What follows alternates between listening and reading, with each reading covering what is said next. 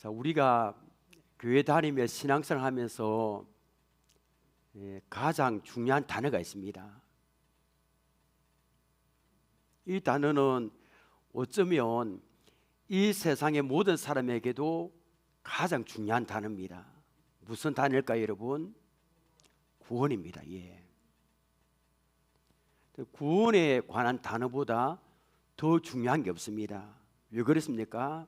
물론 다 하나님의 선택하심이었고 은혜지만 구원에 대해 어떻게 생각하느냐에 따라서 천국에 가기도 하고 지옥에 갈 수 있기 때문입니다.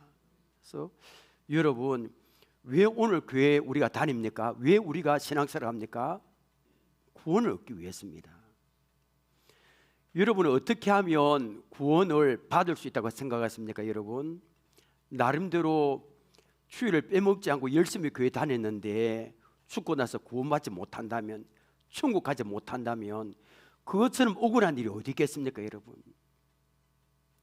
어떤 사람은 교회만 열심히 다니면 구원받고 천국 간다고 생각합니다. 또 어떤 사람은 착하게 살면 좋은 데 가지 않겠느냐 이렇게 생각합니다. 세례문답할 때 나이 드신 분들 이런 대답을 참 많이 하더라고요. 착하게 살면. 이런 분들은 갑자기 어려움이 닥치거나 죽음이 찾아올 때 구원이 흔들립니다. 그러므로 오늘 설교 제목이 참 중요합니다. 오늘 설교 제목 함께 읽겠습니다. 시작. 당신의 구원을 점검하라. 우리는 평상시에 우리 구원을 점검해야 됩니다. 죽음이 닥치면 그때 늦습니다. 어려운 일이 닥치면 죽음에 찾으면 그때 이미 늦은 겁니다. 평상시에 점검해야 됩니다. 나는 지금 제대로 신앙생활을 하고 있는가? 나는 정말 지금 구원받을 만한 믿음이 있는가? 이거를 점검하는 겁니다. 고린도후서 13장 5절 보십시오. 너희는 믿음 안에 있는가? 너희 자신을 시험하고 너희 자신을 확정하라. 예, 확정이란 말은 믿음을 날마다 확인하라는 겁니다. 믿음을. 예. 그래서 막연하게 믿어서는 안 됩니다. 대충 믿어서는 안 됩니다. 나는 지금 제대로 믿고 있는가? 점검하는 겁니다. 네, 직분하고 관계없습니다. 교회 오래 다니는 것과 관계없습니다. 예. 그래서 오늘 구원에 관한 말씀을 받으면서 오해하고 있거나 잘못되게 생각하고 있으면 오늘 고치는 은혜가 있기를 원합니다. 오늘 말씀을 통해 우리 각자의 구원을 점검하시길 바랍니다. 저도 마찬가지입니다. 직분하고 아무 관계없는 겁니다. 특히 오늘도 좀 두 분이 등록하지만 새가족이 지금 보면 굉장히 많습니다. 특히 우리 교회에 얼마 나오지 않는 새가족 분들은 오늘 말씀을 잘 들으시길 원합니다. 구원을 꼭 점검하시길 원합니다. 그래야요 인생에 어떤 비바람이 몰아칠지라도 우리의 구원의 확신을 가지고 살아가시기를 원합니다. 오늘 읽은 말씀은 구원에 관한 이 답을 딱 제시합니다. 완전 굉장히 간단합니다. 바울은 본문에서 구원에 관한 오해, 구원에 관한 모든 의심에 대해 종지부를 찍고 있습니다. 이거다 하고 딱 답을 내립니다. 어떻게 하면 구원을 얻을 수 있는지 지금부터 한번 알아보겠습니다. 자, 먼저 5절을 보면 구원에 관해 잘못 이야기하고 있는 것을 말씀하고 있습니다. 5절 봅니다. 모세가 기록하되 율법으로 말미암는 의를 행하는 사람은 그 의로 살기라 하였거니와. 자, 모세의 율법으로 말미암은 의를 얻는 사람입니다. 그 율법을 지킴으로 구원을 얻겠다는 사람이죠, 그죠? 이것이 바로 이스라엘의 모습이고 모든 종교적인 사람들의 모습입니다. 그러니까 유대인들은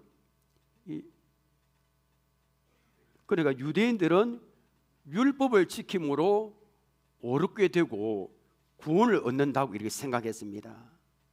그래, 안식일에 뭘 해야 되고 굉장히 이런 걸 지켰습니다. 유대인들은 모든 종교적인 절기, 행위, 율법이 가르치는 도덕을 행하기 위해서 모분쳤으면 노력해. 사도 바울도 그랬고 옛날에. 여러분, 인도에서는 보니까 구원을 얻기 위해서 찌는 듯한 그 뜨거운 햇볕에 나무에 못을 박아놓고 늘판 주위에 누워있는 사람도 보았습니다. 그게 사람이 할 일입니까, 여러분? 그 뜨거운 햇볕에 하루 종일 누워 있더라고요. 구원을 얻기 위해서 못 위에. 여러분 오체 투지 봤죠? 네팔에. 그 몇천 킬로 되는 거리를 거기에 가죽 옷을 입고 다섯 번 걷고 넘어지고 다섯 번 걷고 넘어지고 구원을 얻기 위해서입니다. 사람들은 뭔가 고행을 하고 뭘 해야만 구원을 얻는다 생각하는 사람 우리 주위에 참 많습니다. 사실 누구든지 하나님의 율법대로만 살면 뭐 이렇게 구원을 받습니다. 받을 겁니다. 그런데 지구상에 존재하는 우리 사람 중에 율법대로 살 사람 아무도 없습니다. 한 사람도 없습니다. 그래서 여기에 문제가 있습니다. 하나님 율법대로 살면 구원을 받을 수 있지만 그 율법을 지키려는 사람 아무도 없습니다. 어떤 사람은 착한 일을 하면 구원을 얻을 수 있다 생각합니다. 여러분, 세상에는 여러분 예수 믿는 우리보다 착한 사람 많습니다. 정말입니다. 그러면 그들이 구원을 받습니까? 그건 아니잖아요. 그러면 인간이 구원을 얻는 방법은 뭘까요? 9절에 그 답이 있습니다. 9절을 저는 굉장히 오늘 길게 설교할 겁니다. 자, 보십시오. 내가 만일 내 입으로 예수를 주로 시인하며 또 하나님께서 그를 죽은 자 가운데서 살린 것을 내 마음에 믿으면 그 다음에 뭐를 받으리라? 구원을 받으라. 굉장히 간단합니다. 자, 사도 바울은 여기서 구원받는 방법 두 가지를 우리에게 이야기합니다. 첫째는 우리 입으로 예수를 누구로? 주로 시인하면 구원을 얻습니다. 자, 기독교 신앙은 마음으로만 믿는 신앙 아닙니다. 뭐 절에나 어떤 보면 마음으로 수양하고 우리 그게 아닙니다. 입술로 고백을 통해서 시인합니다. 이 시인이란 말은 시인한다 뜻은 인정한답니다. 여러분이 입술로 예수님을 주로 시인하시길 바랍니다. 우리의 입술로 예수님을 주로 시인하시기를 인정하기를 바랍니다. 내 인생의 그분이 주인이심을 고백하시길 바랍니다. 자, 예수님께서 빌립보 가이사랴에 가셨을 때 제자들이 이렇게 질문하셨습니다. 야, 사람들이 나를 인자를 누구로 하느냐 묻습니다. 그때 제자들이 들은 세례 요한, 들은 엘리야, 어떤 때는 예레미야나 선지자 중에 한 분으로 알고 있습니다라고 대답했습니다. 그러자 예수님은 너희는 나를 누구라 하느냐 직설적으로 물으셨습니다. 그때 베드로가 나서서 이렇게 고백했습니다. 마태복음 16장 16절 함께 읽겠습니다. 시작. 시몬 베드로가 대답하여 이르되 주는 그리스도시요 살아계신 하나님의 아들이시니이다. 여러분, 이 대답에는 어마어마한 신앙 고백이 달려 있습니다. 그리스도 뭐 설명하면 굉장히 많이 설명할 수 있지만 여기 보면 베드로의 고백 중에 굉장히 중요한 단어가 있습니다. 그리스도시요 살아계신 하나님의 아들이시니 앞에 예수님을 누구라고 불렀습니까? 주라고 불렀습니다. 오늘 본문 9절에서도 내가 만일 내 입으로 예수를 주로 시인하며라고 했습니다. 이 주라는 말은 무슨 뜻일까요? 주인입니다. 예수님의 내 인생의 주인이시라는 겁니다. 내가 죄로 말미암아 지옥 가고 멸망받을 죄인인데 나를 그 멸망에서 나를 구해 주신 분이 우리 주 예수님이 있습니다. 나의 주인이 있습니다. 나에게 생명을 주신 주인이 있습니다. 내 인생을 로드 왕이 있습니다. 그으로 입으로 시인한다는 것은 예수님을 나의 주인, 나의 왕으로 고백한다는 그런 말입니다. 여러분들은 입으로 예수님을 주로 시인하는 것이 뭐 그리 중요하나 생각할 수, 우리는 오늘 하루에도 굉장히 주님 이야기할 겁니다. 뭐 그리 중요하나 할 수 있지만, 여러분, 예수님을 주님으로 고백하고 시인한다는 것은 당시 2000년 전에 굉장히 쉽게 생각해서는 안 됩니다.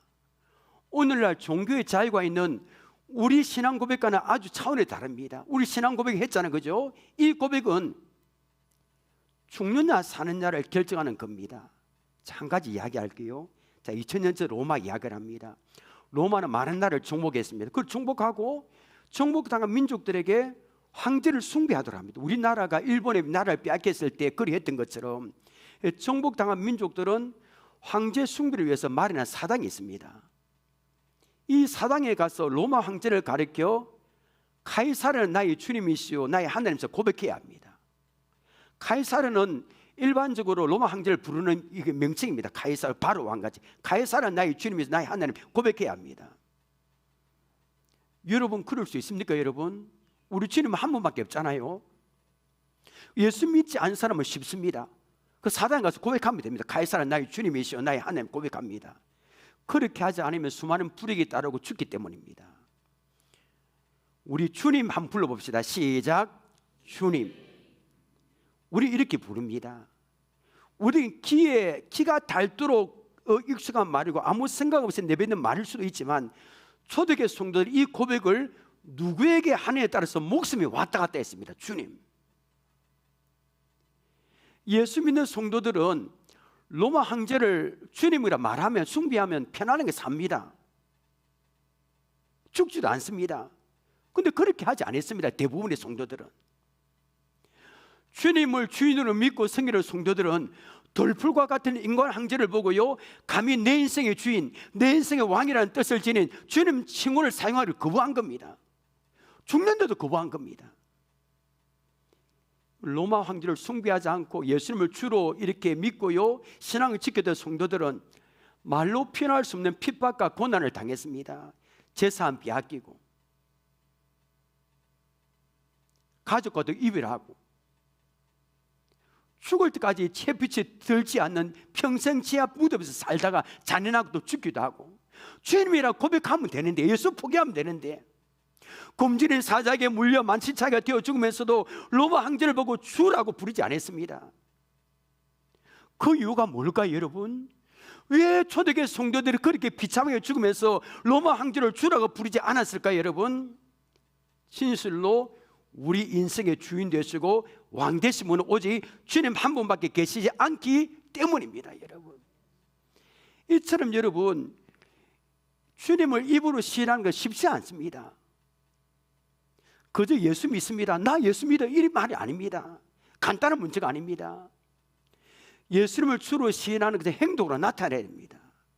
때로는 목숨까지 걸어야 됩니다. 그런데 보면 이렇게 교회 딱 보면 지금은 그런 분 다 떨어져 나갔죠. 자기가 원하는 것이 이루어지지 않으면 미련 없이 교회를, 주님을 떠나보낸 사람이 있습니다. 예수 믿는데도 자식이 잘 안 되면 미련 없이 떠나버립니다. 그런 분들이 예수님을 주라고 시인할 수 있습니까? 아닙니다, 여러분. 조금만 기분이 상하고 섭섭하면 그냥 떠나버립니다. 이런 사람은 오름에 닥치면 하는 말이 있습니다. 아, 예수 믿어도 별거 없더라. 뭘 별거 없다는 말입니까? 예, 교회 다녀보니까 별거 없더라 하면서 미련 없이 주님을 떠나버립니다.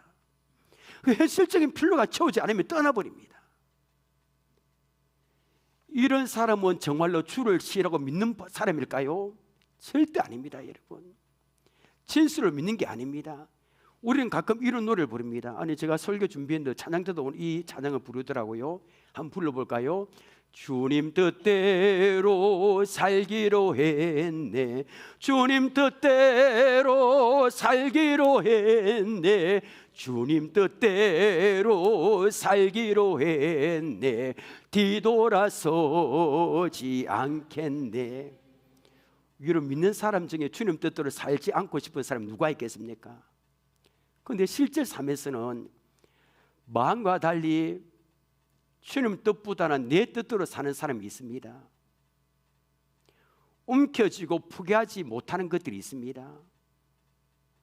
주님보다는 돈을 움켜쥐고 돈을 주인으로 삼는, 주라고 시인하고 찬양하면서도, 주님 사람에 찬양하면서도 또는 11조는 아까워서 못하는 겁니다. 주님 일하면서 내 인생의 주님 찬양하면서도 고백하면서도 못하는 겁니다. 아까워서. 주님보다는 출세와 성공을 주인으로 삼고 우선의 사람이 있습니다. 옛날에 청년 보니까 이성을 주인으로 삼는 청년이 있더라고요. 우리 이성이 교회 안 다니는 이성이, 야, 교회 가지 말라니까 그 자매는 교회 나오지 않더라고요. 그렇게 열심히 다녔는데, 주님보다는 이성을 주인으로 삼고 우선 사는 그런 사람이 있습니다. 이게 여러분, 주님을, 예수님을 주로 신앙 간단하지 않습니다, 여러분. 요즘 교회에 매기를 싫어하는 교인들이 많아졌답니다. 가면 갈수록 매기 싫어. 그 때문에 큰 교회, 대형 교회 사람들이 모입니다. 가만히 있어도 바람같이 예배 참석했다가 예배 드린 거 보고 바람같이 사라진답니다. 어떤 목사님은 그런 사람들을 UFO 미확인 비행물체 교인이라고 말하더라고요. 확 왔다가 싹 사라집니다. 미확인 비행물체 교인인 겁니다. 교회 매기를 싫어하는 겁니다. 뭐 신방 오는 것도 싫고, 내 자유롭게 내가 알아서 신앙생활 하겠다는, 그게 주인입니까? 예수님은 주인을 못한 사람의 모습이 아닙니다. 절대로. 예수님을 주로 신앙의 행동으로 나타내야 됩니다. 물론 여러분, 행위로 구원받는 거 아닙니다. 그런데 예수님은 열매로 그 사람을 안다 했습니다. 야고보는 행함이 없는 믿음은 죽은 믿음을 믿습니다. 삶의 모든 영역에서 진짜로 예수님을 주로 믿고 예수님을 주로 신한 사람은 삶의 모든 영역이 나타나는 겁니다. 삶으로 나타나지 않는다면 예수님을 주로 신하는 것이 아닙니다. 또 한 가지, 입으로 예수님을 주로 시인한다는 말은 신앙을 숨기지 않고 공개적으로 나타내야 함을 의미합니다. 누가복음 12장 8절 9절 보십시오. 내가 또 너에게 말하노니 누구든지 사람 앞에서 나를 시인하면 인자도 하나님의 사절 앞에서 그를 시인할 것이요, 사람 앞에서 나를 부인하는 자는 하나님의 사절 앞에서 부인을 당하리라. 야, 이게 당하리라 했습니다. 누구든지 사람 앞에서 나를 시인함이라고 했습니다. 반드시 사람 앞에서 시인이 이루어진다는 겁니다. 반드시. 그리고 골방 안에서 나 예수 믿는다 시인하는 것이 안 됩니다. 반드시 사람 앞에서 시인해야 됩니다. 그래서 우리의 신앙이 공개적이어야 된다는 말씀하신 겁니다. 그래서 우리 교회 좀 있으면 이제 4월 달에 또 세례식을 할 건데, 세례식 할 때 꼭 하는 게 있습니다. 문답을 하거든요. 문답을 통해서 공개적으로 신앙을 고백하게 합니다. 묻고 대답합니다. 예. 대답하지 않으면 이 세례를 안 줍니다. 그리고 반드시 증인이 있습니다. 회중 앞에서 일어나서 손을 들고 고백하게 합니다. 회중의 인정을 받을 때 공동체 안으로 그 사람이 들어오는 겁니다. 자, 예수님을 주로 믿고 시인하는 신앙은 교회 공동체 안에서만 공개적이진 안 됩니다.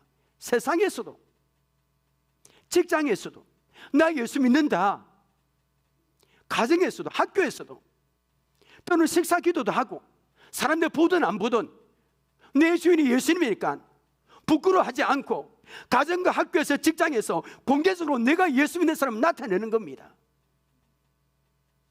근데 어떤 사람은 두더지처럼 심어서 신앙생활을 합니다. 자신이 예수 믿는 사람인 것을 밝히면 부끄러움을 당할까, 여러 가지 형태의 불이익을 당하지 않을까 하는 염려 때문입니다. 자기 신앙을 드러내지 않고 두더지처럼 숨어서 신앙생활을 합니다. 이런 두더지 형태의 신앙생활은 절대로 주님이 기뻐하지 않습니다. 예수님이 세상에 빛과 소금이 되라 하셨지 두더지처럼 되라고 말씀하지 않았습니다. 여러분, 카멜론 동물을 아십니까? 카멜론, 천적으로부터 자신을 보호하기 위하여 주변의 색에 자기 몸 색깔을 맞춥니다. 딱 희한하게. 우리 성도 중에도 카멜론같이 상황에 따라 신앙생활하는 태도가 바뀌는 분이 있습니다. 여기 가면 여기, 여기 가면 여기. 하나님 백성들은 카멜론처럼 상황에 따라 변하는 것이 아니고 언제 어디서나 하나님을 신하는 넓은 신앙을 가져야 되는 줄 믿습니다. 언제 어디서나. 여러분, 우리의 신앙을 사람들 앞에 당당히 공개할 수 있기를 원합니다. 예수 그리스도 나의 주인이 있습니다 라고 입술로 시인하십시오. 선포하십시오. 고백하십시오. 그러면 구원을 얻게 되는 줄 믿으시길 바랍니다. 두 번째로, 예수님을 주로 신하기 전에 마음의 결정이 있어야 됩니다. 마음으로 뭘 해야 될까 여러분? 믿어야 하는 겁니다. 9절 다시 보십시오. 내가 만일 내 입으로 예수를 주로 시인하며 또 하나님께서 그를 죽은 자 가운데 살리신 것을 내 마음에 뭐하면? 믿으면 구원을 받으리라. 자, 예수님을 죽은 자 가운데, 하나님께서 예수님을 죽은 자 가운데서 살리신 걸 믿는 겁니다. 이걸 갖고 우리는 부활이라고 합니다. 예수님의 부활을 마음으로 믿는 겁니다. 그러니까 구원이 굉장히 간단하죠. 결론을 이야기할 결론, 설교 결론 내린 게 아닙니다. 여러분, 구원이란 마음으로는 예수님의 부활을 믿고 입으로는 예수님을 주라 시인하는 겁니다. 여러분, 마음으로 믿고 입으로 시인하시길 바랍니다. 이 사실 10절에서 또 정리합니다. 10절 보십시오. 사람이 마음으로 믿어 의에 이르고 입으로 시인하여 구원에 이르느니라. 그럼 구원은 뭘 행하고 착하게 뭐 일을 하는 게 아닙니다. 딱 간단합니다. 마음으로는 믿고 이 의에 이르고 입으로 시인하여 구원에 이르는 겁니다. 로마서 3장 16절에도 믿어야 된다 계속 나옵니다. 로마서 1장 16절 보십시오. 내가 복음을 부끄러워하지 아니하노니 이 복음은 모든 많은 자에게, 믿는 자에게 구원을 주시는 하나님의 능력이 됩니다. 먼저 유대인에게 그리고 헬라인에게로다. 이 복음은 모든 믿는 자에게 구원을 하나님의 능력이 됨이라 했습니다. 그런데 구원은 착하게 살고 뭐 선을 행한 사람에게 주는 게 아닙니다. 구원은 예수 그리스도를 믿는 자에게 주시는 하나님의 선물입니다. 여러분 묻겠습니다. 여러분 예수님을 믿습니까? 예수님은 나의 주님을 영접하셨습니까? 그렇다면 구원을 받은 줄 믿으시길 바랍니다. 이 사실을 믿고 어떤 상황에도 흔들리지 않는 것이 바로 구원의 확신입니다. 너무나 간단하잖아요. 11절 12절입니다. 성경이 이르되 누구든지 그를 믿는 자는 부끄러움을 당하지 아니하리라 하니 유대인이나 헬라인이나 차별이 없습니다. 한 분이신 주께서 모든 사람은 주가 되사 그를 부른 모든 사람에게 부유하시도다. 저기 보니까 구원은 유대인의 헬라인이나 차별이 없습니다. 없어야 되겠죠, 그죠? 흑인 백인 차별이 없습니다. 모든 사람의 구원의 문이 열려 있습니다. 주님은 모든 사람의 주님이 있습니다. 그러나 조건이 하나 있습니다. 마음으로 믿고 입으로 시인하는 겁니다. 자, 그런데 여러분, 예수님을 주로 시인하고 믿는 성도에게는 두 가지 복이 있습니다. 이거 어마어마한 복입니다, 여러분. 그렇게 예수 믿는 게 실수하지 않습니다. 11절에 예수 믿고 주로 시인한 사람의 첫 번째 복이 있습니다. 11절에 누구든지 그를 믿는 자는 부끄러움을 당하지 아니하리니, 부끄러움을 당하지 않는 겁니다.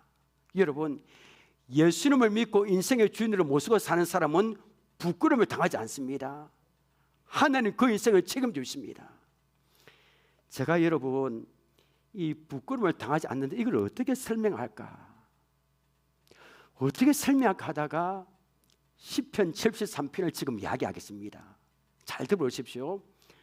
시편 73편의 저자는 아삽입니다. 아삽은 누구냐면 성전에서 찬양대 수석 악장으로 섬긴 아주 경건한 사람입니다. 시편 73편의 내용이 뭐냐면 세상에서 하나님 모르고 믿지 않는 악인들은 형통하고, 그 다음에 뭡니까? 하나님 잘 믿는 사람은 형통하지 않고, 이겁니다. 이것 때문에 굉장히 힘들어하고 고민하고, 그리고 진정한 복이 무엇인가 노래하고 있는 게 시편 73편입니다. 73편 2절과 3절 보십시오. 나는 거의 넘어질 뻔하였고 나의 걸음이 미끄러질 하였으니 이는 내가 악인의 형통을 보고 오만한 자를 질투하였습니다. 자, 아삽은 넘어질 뻔했습니다. 미끄러질 뻔했습니다. 그 이유가 무엇입니까? 하나님 믿지 않는 악인이 너무 잘 되는 것을 보고 낙심했기 때문입니다. 한마디로 말하면 하나님 믿지 않는 악인들은 너무나 잘 되는 겁니다. 그런데 하나님 믿는 나는 어렵다는 겁니다. 여러분, 그런 생각 가지고 계신 분이 많을 겁니다. 나는 예수 믿는데 왜 이렇게 자녀도 잘 안 되고 왜 아프고, 그 옆집에 사는 하나님 모르는 사람은 그렇게 잘 되고 돈도 많이 있고 왜 그랬는가? 아삽은 이 문제 때문에 왜 그럴까 답을 찾으려고 고민하고 기도하고 막 애썼습니다. 그러다가 이 아삽이 성전에 들어가서 하나님께 예배 드리고 기도하다가 이 문제에 대한 답을 찾았습니다.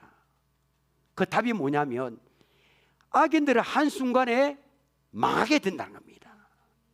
하나님께서 성성장구하던 악인들을 한순간에 흔적조차 찾아볼 수 없도록 멸하실 것이라고 이 아삽이 깨달은 겁니다. 그럼 여러분, 하나님 믿는 성도들은 어떻게 되는 겁니까? 하나님 믿는 성도는 뭘 출세하고 뭘 얻어야 복이 아니라 하나님께 가까이 함이 복인 줄 믿으시길 바랍니다. 하나님 그 자체가 복이라는 겁니다. 하나님 모르는 사람처럼 뭘 얻고 뭐가 부자 되고 뭐고 복이 아니라 그분을 아는 것이 복이고 그분을 가까이 하는 것이 복이라는 겁니다. 여러분, 하나님을 가까이 하는 것이 복인 줄 믿으시길 바랍니다. 하나님을 가까이 한다는 것은 그분을 믿고 그분을 섬기고 그분을 주인으로 섬기고 교제하는 걸 말합니다. 자, 이 아삽이 하나님을 가까이 하는 것이 복인지 왜 복이 되는 몇 가지 이유를 말했는데 그 가운데 하나가 24절 25절입니다 자, 보십시오. 시편 잘 보십시오.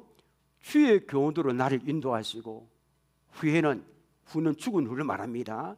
영광으로 나를 영접하시리니 하늘에서는 주 위에 누가 내게 있으리요 땅에서는 주밖에 내가 사모할 리 없나이다. 자, 이거 보면 하늘에서는 주 위에 아무도 없다고 고백했습니다. 죽은 후에 자기를 영접해 보는 하나님 외에는 아무도 없다는 겁니다. 그러면 땅에서는 주 위에 다른 데가 있습니까? 마찬가지입니다. 땅에서도 주밖에 사모할 자가 없습니다. 아삽은 하나님 믿지 않는 사람들의 종말을 알고 나니까 그들을 하나도 부러워할 것이 아님을 알게 됩니다. 한순간에 죽으니까 사라지니까. 하나님 믿지 않는 악인이 죽은 후에, 여러분, 죽은 후에 영접하는 사람 누굽니까? 사단입니다. 이분이 중요합니다.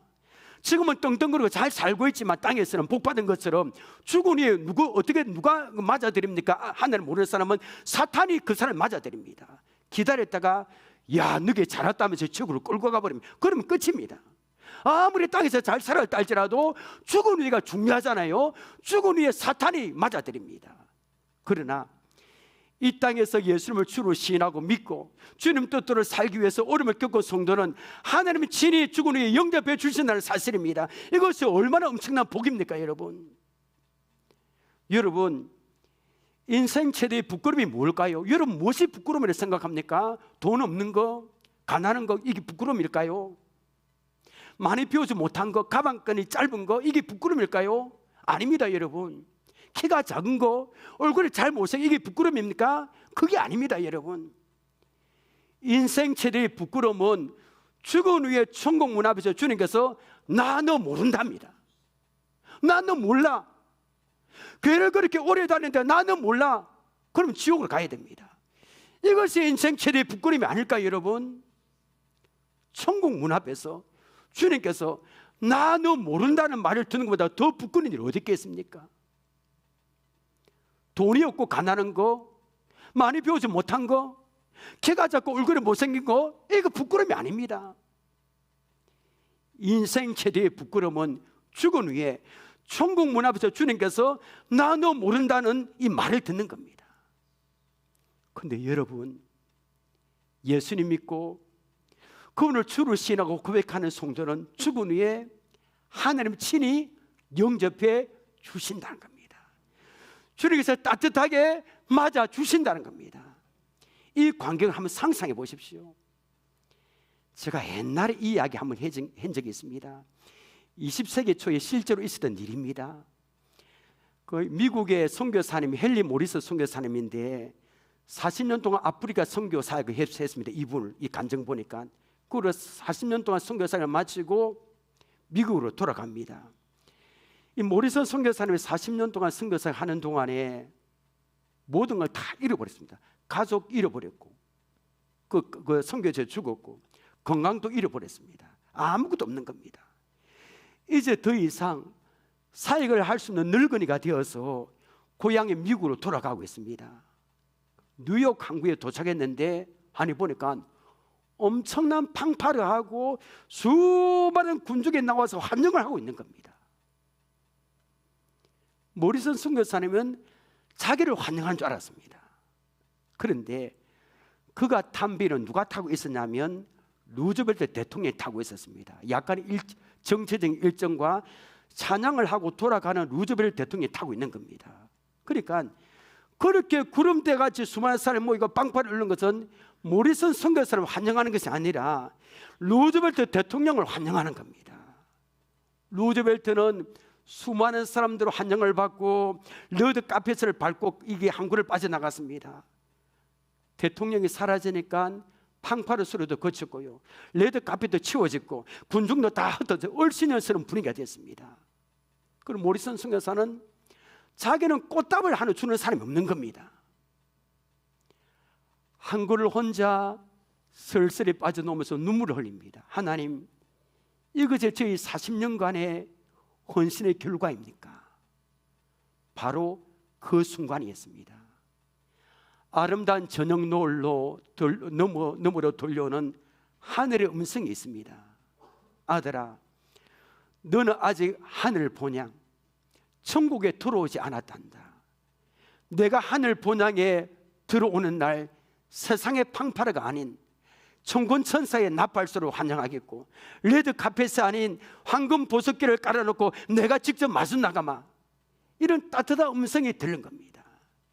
모리슨 선교사님은 하나님의 따뜻한 음성을 듣고 감격의 눈물을 흘렸습니다.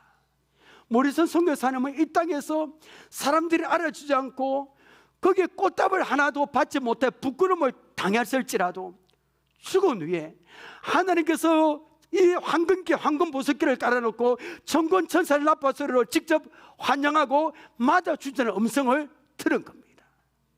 여러분, 예수님을 진실로 믿고 입으로 시인하고 고백하는 성도들에게 반드시 이런 날이 올 줄 믿습니다. 우리에게도 반드시 이런 날이 올 줄 믿습니다. 여러분, 이 세상에 당한 어려움, 부끄러움이 아닙니다. 주님께서 우리를 영접하시고 그동안 많이 힘들었지 하며 아마 안아주실 겁니다. 그때 우리는 이 땅에서 예수님 믿는 것 때문에 당한 고난, 억울함, 슬픔, 눈녹듯이 사라지고 감격의 눈물을 흘릴 겁니다. 이 사실을 믿는 성도는 예수 믿어도 병이 나고 예수 믿어도 내가 원한 대로 되지 않아도 흔들리지 않습니다. 어떤 일이 있어도 주님께서 떠나지 않습니다. 좁은 길을 끝까지 걸어갑니다. 왜 그렇습니까? 우리 인생의 주인 되실 주님께서는 우리를 실망시키지 않는 신선한 분이시기 때문입니다. 여러분, 이 사실을 붙들고 끝까지 신앙생활 잘 하시기를 원합니다. 첫 번째 복은 부끄러워하지 않는 복입니다. 예수님을 주로 믿고 시인하는 성도에게 주어진 두 번째 복은 뭘까요? 부요입니다. 따라합니다. 부요. 이거는 따라해가 될 일이 아닙니다. 옆에 분복이 이야기합시다. 부요. 왜냐하면 우리 각자가 부유한 사람이기 때문입니다. 여러분 믿기지 않습니까? 12절 다시 한번 볼까요? 얼마나 우리가 부유한 사람인지. 자, 보십시오. 유대인이나 헬라인이나 차별이 없을지라 없습니다. 한 분이신 주께서 모든 사람은 주가 되사 그를 부르는 모든 사람이 뭐하시도다? 부유하시도다. 그러니 예수님 믿고 그분을 부르는 모든 사람에게 하나님은 영적인 부유함을 주십니다. 삶의 부유함을 주십니다. 자, 바울은 예수님을 주인으로 모시고 살아가는 사람을 이렇게 표현했습니다. 고린도후서 6장 9절 10절입니다. 무명한 자 같으나 유명한 자요. 우리가 그렇다는 겁니다. 여러분, 죽은 자 같으나 보라 우리가 살아있고, 징계를 받는 자 같으나 죽음을 당하지 아니하고. 여러분, 우리 죽지 않습니다. 여러분, 어떤 핍박을 받아도 10절 근심하는 같으나 항상 기뻐하고, 가난한 자 같으나 많은 사람을 뭐하게 하고 부유하게 하고, 아무것도 없는 자 같으나 그 다음 같이 읽습니다. 시작. 모든 것을 가진 자로다. 아멘. 우리가 그렇다는 겁니다. 여러분, 우리 세상적으로 보면 가진 게 없는데 목사님 왜 저는 설교할까? 나 아무 가진 것도 없는데 가난하는데, 초라하게 보일 수 있습니다. 근데 여러분, 우리는 부유합니다. 왜 그렇습니까? 인생의 진정한 부하이고 보배이신 예수님을 주로 모시고 살아가기 때문입니다.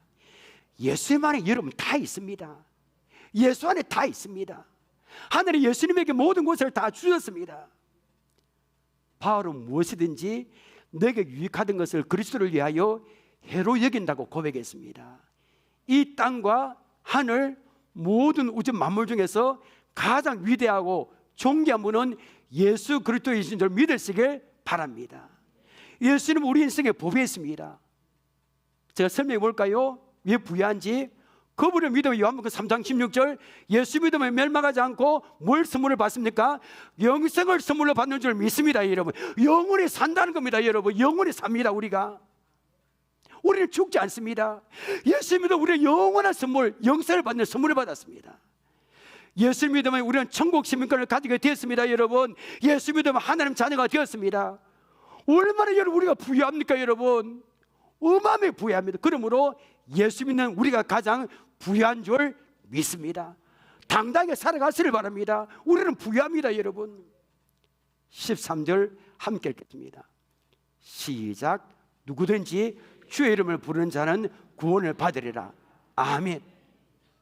이 말씀은 구약의 선지자 요엘이 성령의 감동을 받아 예언했고, 요엘 2장 23절에 32절에 나오고 사도행전 2장 21절에 나옵니다. 베드로가 성령 충만 받았을 때 오순절 설교할 때 이 말씀을 인용했고, 바울도 요의 말씀을 인용했습니다. 누군지 주의 이름을 부르는 자는 구원을 받습니다. 어제까지 불교 믿고 어제까지 무당을 불러 구슬을 했다 할지라도 예수님을 진짜로 믿고 주로 신하면 구원을 받습니다. 여러분, 하나님의 절대적인 은총으로 택함을 받은 우리는 예수님을 주로 믿고 우리 주의 이름을 부름으로 구원을 받는 줄 믿습니다. 우리에게 주의 이름을 불러서 구원을 얻게 하신 하나님을 늘 찬송하시기를 바랍니다. 말씀 맺겠습니다. 자, 지금까지 우리는 신앙생활에서 가장 중요한 구원에 대해서 점검해 보았어요. 여러분 어떻습니까? 좀 점검해 보셨습니까? 여러분, 오늘 설교 제목처럼 나의 구원을 좀 점검해 보셨습니까? 어떻습니까? 여러분, 나는 지금 제대로 구원받는 믿음을 가지고 있습니까? 구원은 인간의 노력이나 행위로 얻어지는 것이 아님을 배웠습니다. 예수님을 주로 믿고 입으로 신할 때 구원을 얻습니다. 입으로 신한다는 것은 단순히 예수 믿습니다 그 정도가 아닙니다. 예수님을 주로 신하는 것은 행동으로 나타나야 됩니다.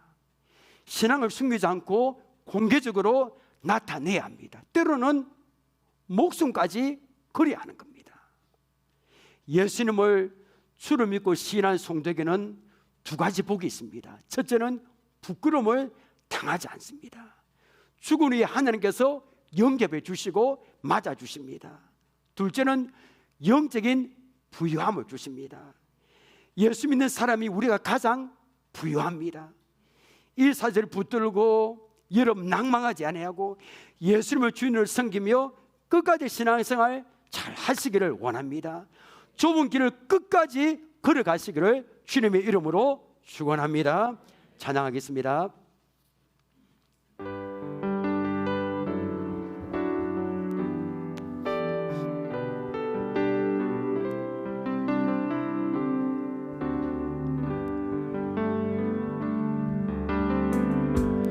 약할 때 강함 대신에 나의 보배가 되신 주 나의 모든 것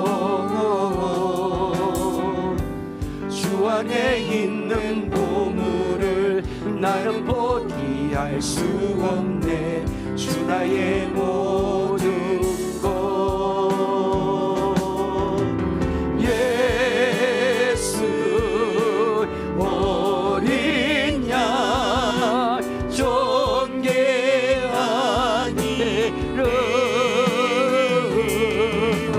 예수 어린 양.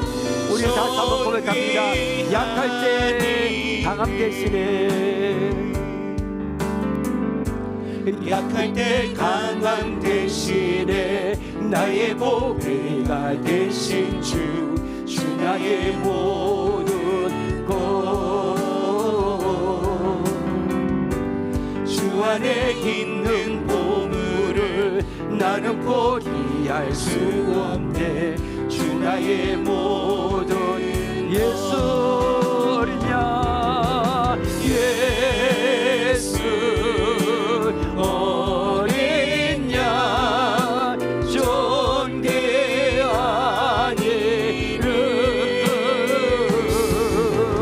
예수 어린 양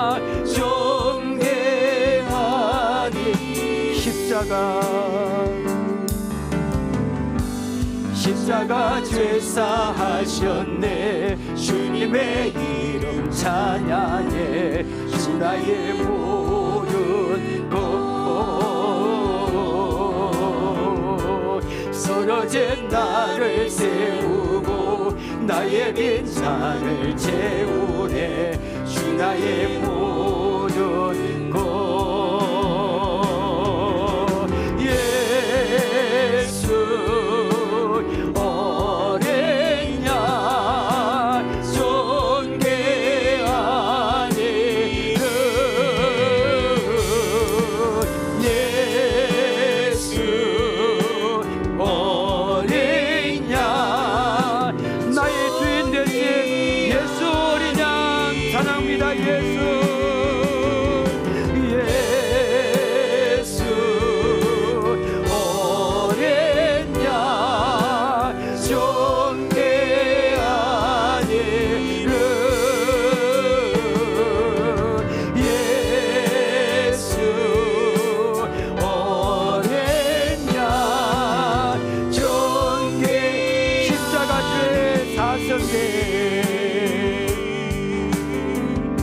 십자가 제사하셨네. 주님의 이름 찬양해. 주 나의 모든 것 쓰러진 나를 세우고 나의 빈잔을 채우네. 주 나의 모든 예수 어린 양 예수 어린 양 존귀한 이름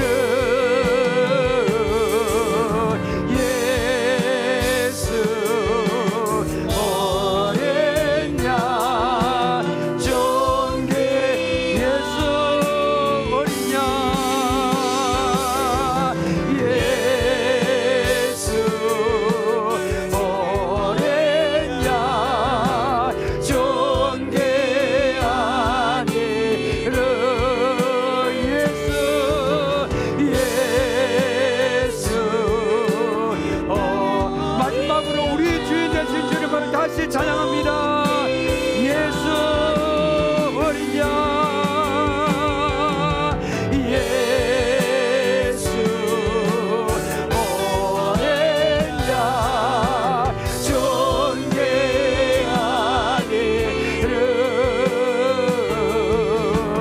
예수 어린 양 존귀한 이름.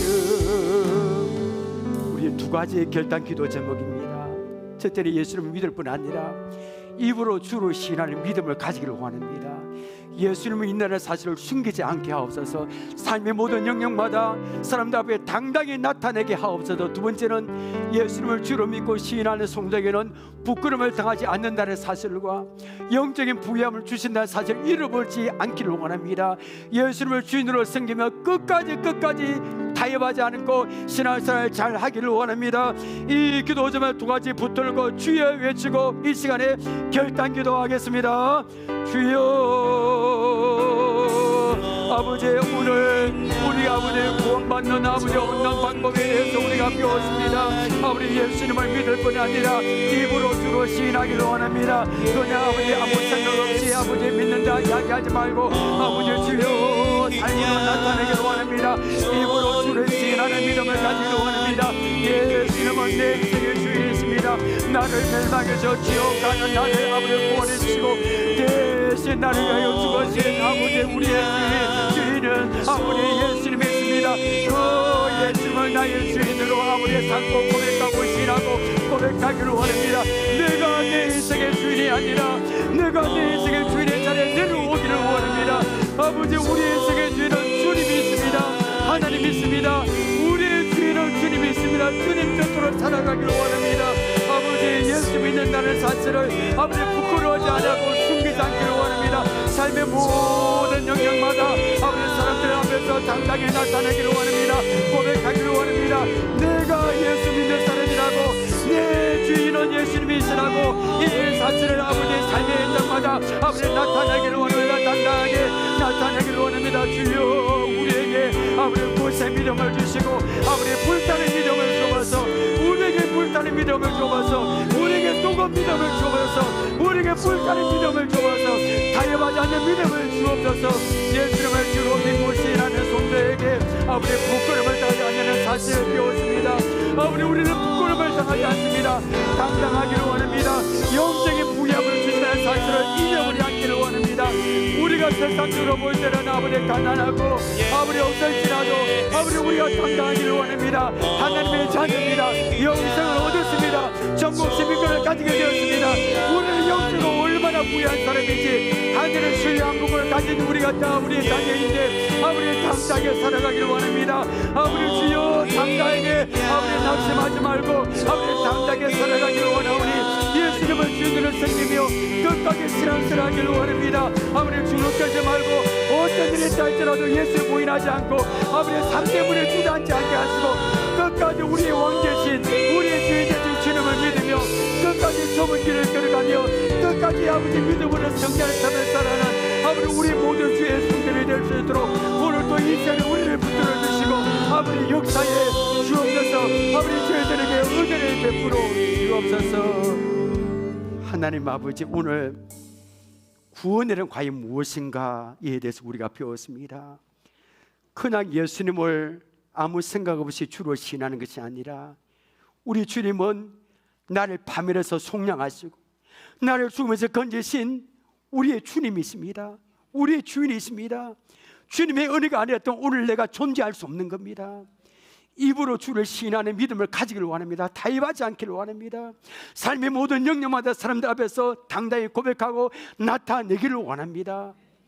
그리고 우리는 예수를 주를 믿고 신한 성도에게는 부끄러움을 당하지 않는 사실을 배웠습니다. 하나님 아버지 당당하게 나가기를 원합니다. 영적인 부유함을 추진할 사실도 알았습니다. 우리는 주님의 믿음으로 영생을 선물로 받았습니다. 천국 시민권의 자녀의 자격도 받았습니다. 하나님의 자녀 기도하며 응답받는 그 기도 응답의 아버지의 자유도 특권도 받았습니다. 얼마나 우리가 부유한지 모릅니다. 세상 사람들 부러워하지 말게 하시고 예수 안에 모든 게 있다는 사실을 알고 그 예수님을 주인으로 삼고 끝까지 좁은 길을 걸으며 타협하지 않고 끝까지 믿음의 경주를 완성할 수 있는 우리 모두가 될 수 있도록 역사에 주옵소서. 예수님의 이름으로 기도합나이다. 아멘.